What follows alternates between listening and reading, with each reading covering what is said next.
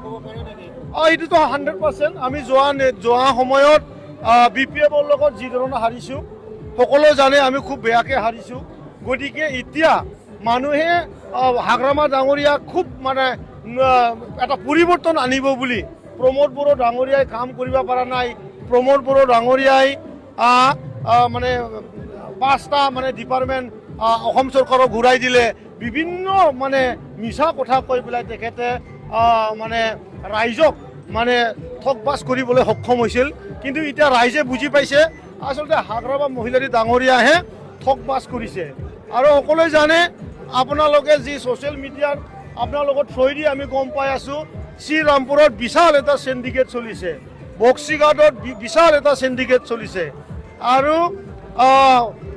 কোকৰাঝাৰত সেইদিনাখনৰ যি ঘটনা, যি মানে আদিবাসী আৰু বড়োৰ লগত যি হোৱা, আজি বড়ো আৰু আদিবাসীৰ মাজত আৰু এটা ভয়, মানে আৰু এটা টকা নাই চৰকাৰত, এটা টকা নোহোৱাকৈ তেখেতসকলে আমাৰ থৈ যোৱা 300 কৰোৰ টকা যি আমি থৈ গৈছিলোঁ, যে আমাৰ নতুন চৰকাৰ যোনে হওক তেখেতসকলে কাম কৰক অলপমান বুলি ভাবি থৈ যোৱা পইচাৰে তেখেতসকলে এতিয়া আমাৰ যি আঁচনিসমূহ আছিল, আমি যি মানে বেনিফিচিয়াৰীসকলক চিলেক্ট কৰিছিলোঁ, সেই বেনিফিচিয়াৰীসকলকে তেখেতসকলে এতিয়া মানে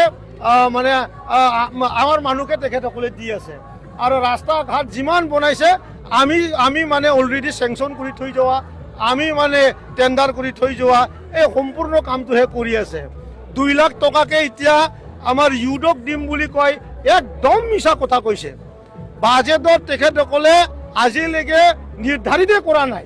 ছাপ্লাইমেণ্টাৰী বাজেটত তেখেতসকলে এতিয়া ইউডৰ নামত কিমান টকা খৰচ কৰিব আজিলৈ স্পষ্ট ক'ব নোৱাৰে।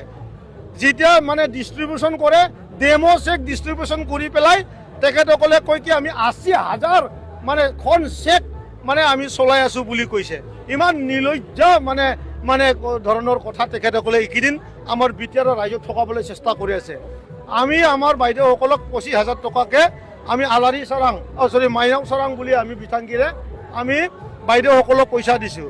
আৰু তেখেতসকলে আজিলৈকে 1 টকাও দিব পৰা নাই। চেক ছাপাই আছে বুলি কৈ আছে। MCC লাগিবলৈ আকৌ 15 দিন আছে। মুঠতে খুবেই ভুৱা BPFে কাম কৰা পাৰ্টি নহয়, একদম মিছলীয়া পাৰ্টি।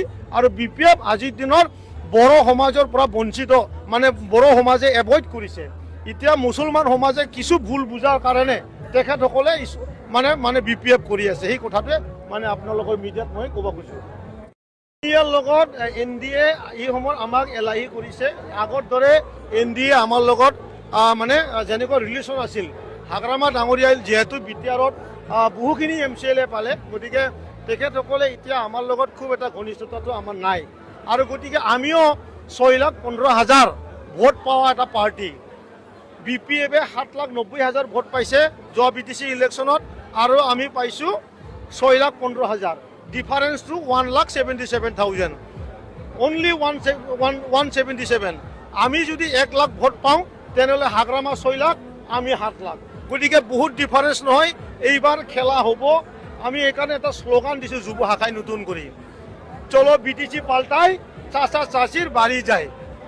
আমি নতুনকৈ এটা মানে আমাৰ BTCৰ কাৰণে আমাৰ যুৱ শাখাই নতুন এটা উদ্যমেৰে এটা মুছলমান সমাজৰ যি আমাৰ আই মাতৃসকল আছে, চাচাসকল আছে, চাচীসকল আছে, যাতে তেখেতসকলক হাগ্ৰামাৰ যি মানে ঠগবাজ যি ৰাজনীতিক এইটো যাতে কাণত ফুচফুচ পাচপাচ কৰি আমি যেন হাগ্ৰামাই যিমান ভোট পায় মুছলমানত, তাতছে আমিও 2টা হাতত আমিও ভোট ল'ব পাৰোঁ, তাৰ কাম আমি কৰি আছোঁ।